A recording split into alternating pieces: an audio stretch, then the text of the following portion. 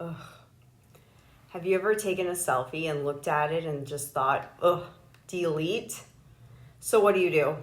You open up Instagram, you tap the beautify filter, all of a sudden your jaw sharpens, your skin smooths, your eyes widen just a bit, and suddenly click, there she is, the better you.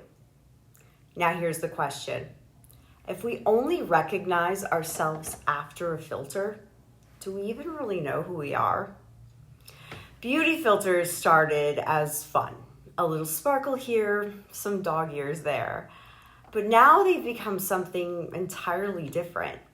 Digital makeup, automatic airbrushing, self-editing, before we even hit post. So today, I want to explore a question that's quietly reshaping our culture, especially among young people. What happens to our self-esteem and our identity when we start living through filters, both online and off? Years ago, I remember, I stood in front of a camera in a red bikini and sky-high stilettos, lights, angles, click, and just like that, it was another day as a model.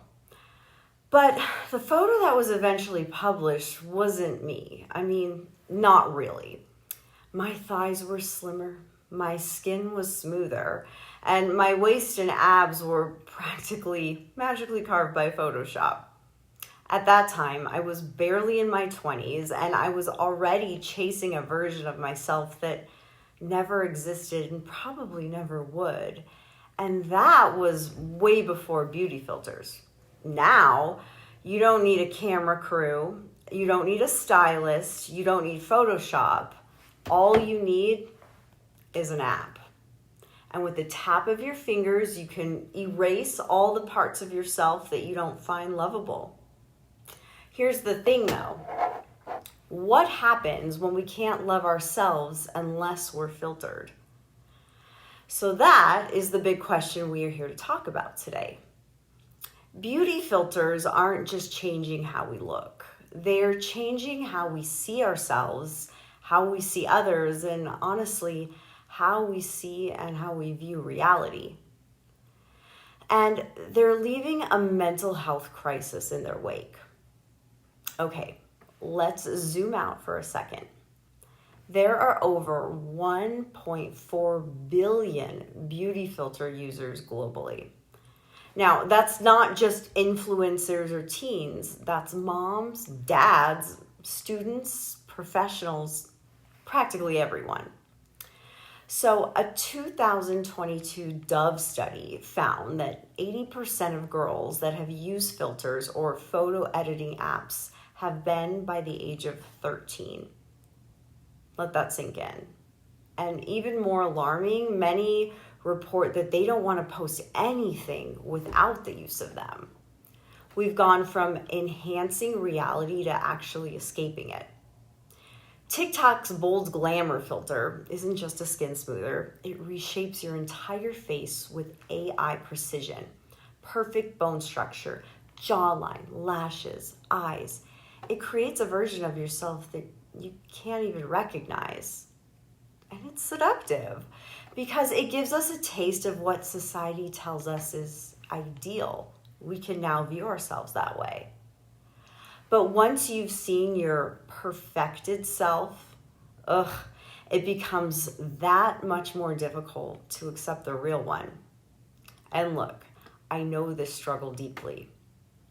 As a young model, I starved myself to fit into the perfect sample size. I faked confidence.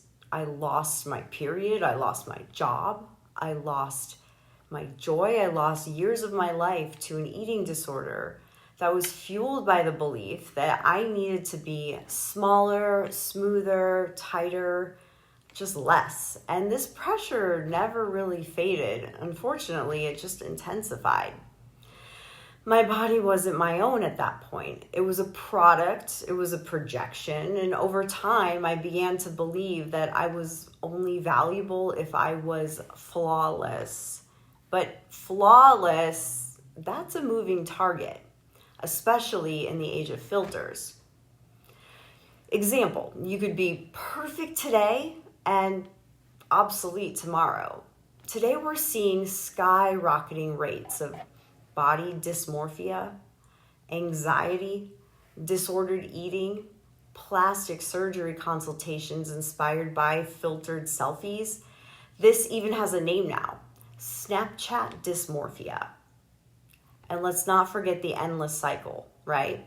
So more filter equals more likes, equals more validation, equals more comparison, and then equals more shame. It's a vicious cycle, and it's not just aesthetic, it's psychological warfare, especially for teens who are still developing their identities. And what's worse, many people now say that they won't even post a photo unless it's filtered. And that's not vanity, that's actually fear. And it stops us from living carefree and in the moment. And it doesn't just stop with how we see ourselves. We begin to project these unrealistic expectations of others. I've been guilty of it. I mean, we critique people's real faces. We praise unnatural beauty. We treat aging like a failure, and we start to distrust anyone who shows up authentically. When perfection becomes the norm, realness looks like a flaw. But let me tell you something, as someone who's been on both sides of the lens. There is nothing more beautiful than someone who is real, someone who is authentic, someone who is 100% unapologetically themselves. Now, this isn't new, it's just digitized. For centuries, beauty has been a tool of control. It's been tied to worth, to power, and belonging. But today's filters are different. They're customizable illusions coded by biased algorithms trained on Eurocentric, size zero, youth-obsessed standards, not reality. And so we see the same face again and again and again. High cheekbones, plump lips, big eyes, tiny nose, perfectly smooth skin. Different people, same filter, and same lie. And what we start to forget is what diversity really actually looks like. And what's the scariest part of all this? At one point, I didn't just believe the lie. I was guilty of selling it. I profited from it, I posed for it, and I totally bought into it. But healing, real, actual healing, has meant stepping away from that version of myself. It meant confronting the girl in the mirror with no filter and saying, you are enough, exactly as you are, today, right now. You are enough. And that's the message I wish I could have heard when I was 13, when I was 23, when I was 33. So now at 42, I'm telling myself this. So I'm saying it now for me, of course, and for you, and for every single person who feels like they're only worthy when they're edited. So what do? How do we reclaim our reflection in a filtered world? Here are 3 small, radical acts that we can do. First, post your real face. No filter, no shame, just the truth. Compliment authenticity. Say, you look like you, and that's beautiful. And tell young people the truth. Tell them the truth, that filters are fiction and that their realness is where their true power lies. Now, I know these acts may seem small, but they're actually pretty revolutionary right now. Because every single time we choose truth over illusion, we break the cycle. Imagine this, a world where girls don't grow up asking, what should I fix? But instead, what do I love?